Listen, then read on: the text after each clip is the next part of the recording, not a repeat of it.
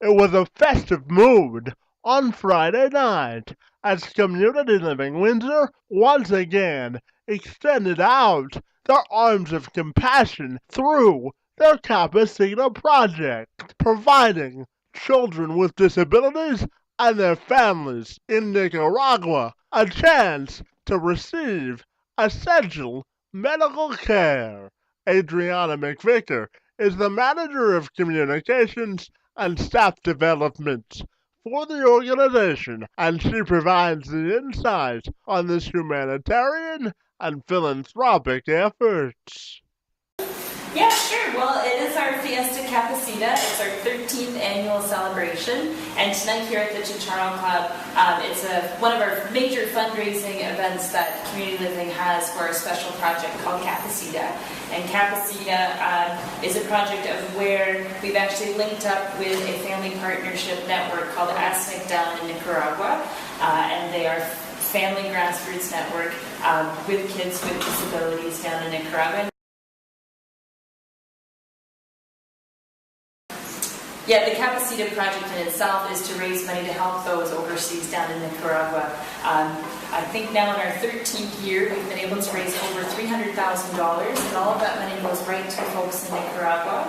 And we're able to, I think last year alone, we provided medication for 150 children and young adults, and we also provided about 600 medical consultations with physiotherapy and cardiology as well. So we do lots of stuff for Nicaragua is the second poorest country in the Western Hemisphere. In fact, 70% of Nicaraguan families live below the poverty line.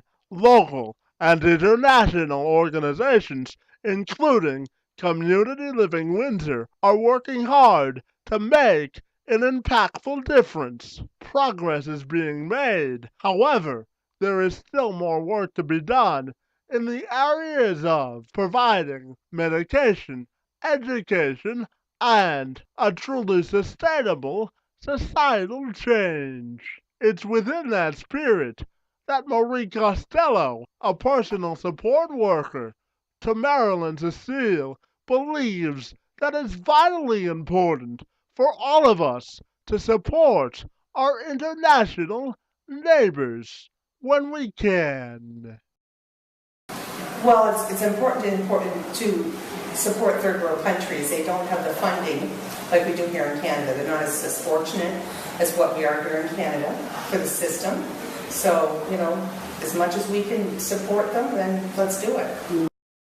A key goal of the project is to promote human rights and societal integration for people with disabilities. Gerard Phillips is a manager of support for Community Living Windsor who recently returned from a group mission trip down to Nicaragua, and he reports on the strides being made. We arrived to a very welcoming community in Nicaragua, and one of the things I managed to do was visit the 4 projects that we currently support for children with disabilities. One clinic at the hospital where we saw about 16 patients that first Monday and met with the family, just got a hearing their stories and seeing what the work that we're doing, what it means for them. And then we managed to take a trip out to 3 of the outlying areas close to the Honduran border, where we also provide clinics on a monthly basis for a number of people there with or children with disabilities. Mm-hmm. One of the things that really impressed me was the sense of community that the people in Nicaragua bring to each other. They rely on each other for many of the things that they do. One particular story that comes to mind is this young lady with disabilities. She's about 27, and she's currently still involved in the school system as a student in one of the classes that's integrated with people with disabilities. It's a class probably about 30 students with one teacher. And when she finishes her day program at the school, which is probably about 2 o'clock in the afternoon, she goes around to the community and does errands for a lot of the people, the businesses, and for individuals. So she has no verbal skills. So a lot of her communication is done with signs or gestures. And she manages to communicate so well that way. Plus it's a smaller community. So she does have the support of the people in that area to help her achieve some of the things that she wants to do, to achieve in life, you know, some of her own dreams. So I was very, very impressed by that. We also visited a young man who's probably about 18, and he has cerebral palsy. He was born with cerebral palsy, and he's not able to get around. You know, he's sort of bedridden, but he lives in a home with his mom, who's his primary caregiver. But in the yard that they live, it's the mom, her parents, her siblings. They all live in the same area and in the same household, really. And the mom works full time for the city in that area, but they support her, you know, by providing child care and respite care, that type of thing. So it's all sorts of a community event that goes on in this one area. And then there's another lady who sort of coordinates the project, one of the projects that we have. And she runs a business, her own business, as well as having a child with a disability. And she runs a bakery where she bakes about 1,000 loaves of bread every day, and she sells it. So it's part of her income. But she uses part of her income to support a lot of people in that area. Once a year in January, she makes about 400 backpacks for the kids, and she includes papers, pens, clips, whatever a kid might need for school. So it shows the need in the area, but it also shows that there are people who are willing to sacrifice from whatever they have to give to the other as well.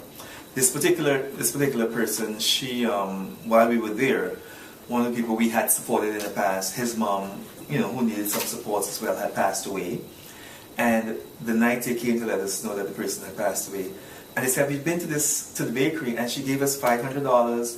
She gave us about $1,000 worth of food stuff, bread, that type of thing, so they can run their wake that night. So I think the sense of community is so important. There is a lot that could be done. We raise, 20,000 US a year to help support the projects. For us, that may look like a lot. It's not a lot, and there's a lot more work that needs to be done. It could be done, yeah. But we are just one agency doing something, and I think that by doing that something, it makes a difference. And we heard that day after day from the actual people who are part of the project that gets something from us. That is saying, the work that you do here, the money that you raise, it really helps us. We would like more money to go into like education and that type of thing, but what you raise right now is doing a lot for the people who are getting that support from us. If anybody was interested in donating any funds, feel free to mail off a donation to our Community Living Windsor, and we'll make sure that it gets to the Capacita project. You can also check out our website, which for Capacita, which is www.capacita.org, and you're able to make a donation online as well. Sounds terrific, Adriana. Always great to see you, and thanks for being here, and thanks for inviting me out tonight. Thank you, Kevin. Have a great time tonight. Thank you. For Community Living Windsor, I'm Kevin McShan.